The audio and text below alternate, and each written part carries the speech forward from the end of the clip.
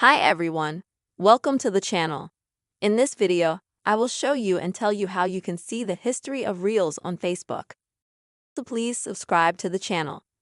Like, and comment. Let's get started. Go to Facebook.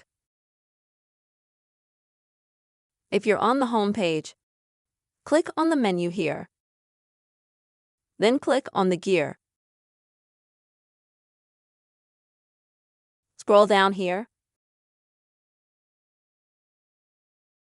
Under your activity. Here we need to select the next line, Activity Log. And the first way is to click here on Activity History.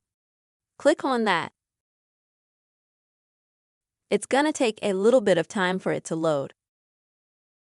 Then we see the Filters section here. Click on that. And click on Categories. Now click on the first line where the check mark is. And here we see that we have everything broken down into items. For example, comments and reactions, post, Reels, Messenger, and so on. We select comments and reactions. We also click on the check mark. And here we select reactions and comments. And we see that we've got all our likes loaded. Let's say on Reels or on publications that we've seen recently. One more way. You go into your settings. Scroll through. Subsection Your Activity. Click on Activity Log again and then click on your Facebook activity.